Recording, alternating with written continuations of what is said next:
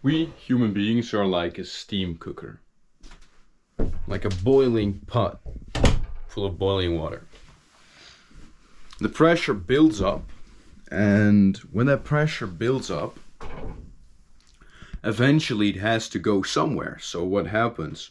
The lid opens up, and a little bit of pressure goes out. Pressure is kind of neutralized until it boils over again, and there goes the pressure. I learned something I would only describe as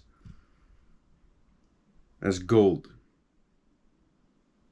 as invaluable. I'm going to tell it to you now. So I'm going to tell you, stick with me for these couple of minutes, and you will learn something that I wish I had learned many years ago. If I would have learned this, life would have been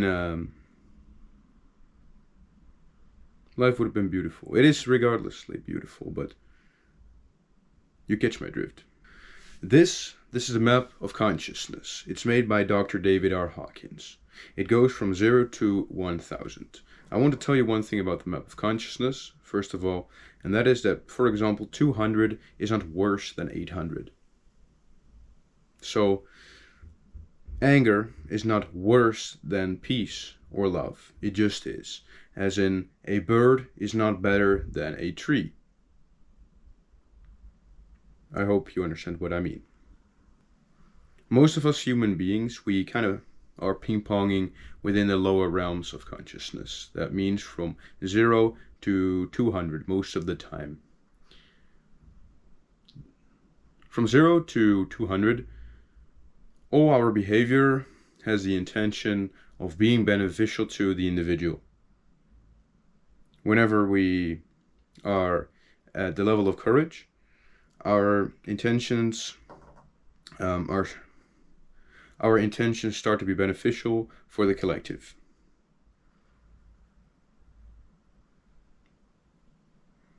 I'm going to teach you a technique that is so simple, yet so obnoxiously powerful. It's called letting go. In life, we seem to be facing many obstacles. We try to learn something. We try to beat a depression.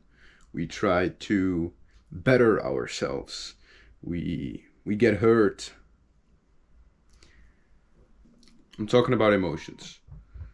And by emotions, I'm talking about the lower state of consciousness of emotions. I'm talking about anger. I'm talking about fear. I'm talking about pride, apathy, depression, hopelessness. These are all workings of the ego, the ways to keep you entangled and thus persist its survival.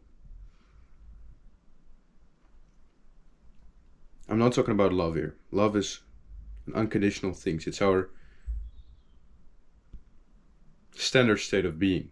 It's just that the clouds of the ego right now are before the sun, so we can't see it. Doesn't mean that it's not there. To keep things very simple, I'm just going to explain a technique with an example, with a couple of examples. I'm in traffic and somebody cuts me off. That makes me feel angry. I get this rage, I get this energy. It's not completely unpleasant. What I do is I curse, I honk very hard, and I'm angry, and I would love to just drive into this prick, right? This way, I'm like the steam cooker, or like the boiling pot, and just slightly lifting the lid. Goes some pressure, and then I can suppress it again. Because we basically handle these emotions in 3 ways: suppression, expression, and escape.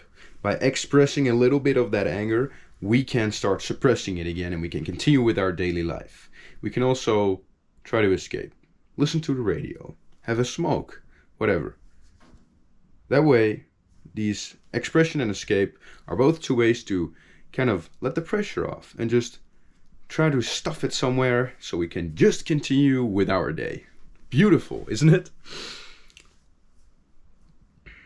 Now this way, We will always keep ping-ponging between the lower levels of consciousness and feel at our best a little prideful at some moments. But mostly we'll just feel, well, life is mediocre. I wish upon everyone that they can just live in peace, live in love, because those are the basic states of consciousness. That's the foundation. So, right now, I just told you the 3 ways we mainly handle this. Basically, what we are doing, we are always running. It is our natural state to always escape pain, to always escape an unpleasurable sensation, which is pain.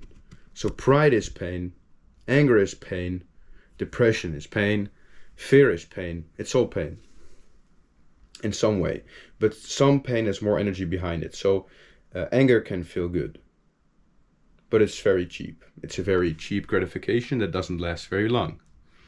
I can promise you that love, peace, is way more rewarding than the cheap pleasure you get from anger or pride. So what are we going to do? Whenever some sensation arises in us, some form of pain, the lower levels of consciousness, we're going to put our attention on it like a spotlight onto somebody on stage. And at that point, we're just going to leave it be. We're just going to let it do what it needs to do. Just observe it. Do not make any assumptions about it or judge it as in, oh, this is good or this is bad. Just let it be. Whenever we do that, we stop running from the monster that's always behind us. And we turn around and then we see, oh, it's just this little puppy that just wants to have some attention. In fact, it's not even a little puppy. It's just an illusion. It literally is an illusion. And you can find it out for yourself. So you just stay with the sensation for, it can take up from 1 minute to 20 minutes. But everything that we shine our light of consciousness onto will dissipate. And the energy that we basically let off, so instead of just putting the lid off, we're just emptying the pot. And that energy, it's ours to take right now. It's yours to put it in growing, in being. Being is growing. Let's do one other example. So for example, you have a fear of social interaction. You're in the gym, I don't know, want to talk to some girl there. The gym is not the best place to talk to girls, but let's just keep it this way. You want to talk to her. And you feel it here, you feel it here, you feel tight. Maybe it's your whole being. Focus on that.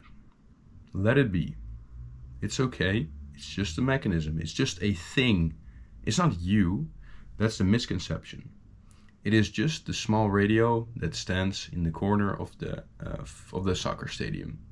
It makes a hell of a lot of noise, but it isn't who you are. Who you are lies in the vast stillness and emptiness and space of that stadium. It's just that the little radio makes so much noise that you are convinced it's you. Only when you start recognizing it, it starts to dawn on you. I've been fooled all along. This is a beautiful realization. After a while, the sensation, it will dissipate. It can take short. You have really small things to let go of, maybe take a minute, maybe even a couple of seconds. You have things that take longer. Grief, for example, it can take up to 20 to 30 minutes. The thing is, you can do something about this, and it's really easy. I invite you to just give this a try, and you will see. If you have any thoughts on this, or just want to talk, leave something in the comments and I'd love to talk. Guys, girls, have a good one.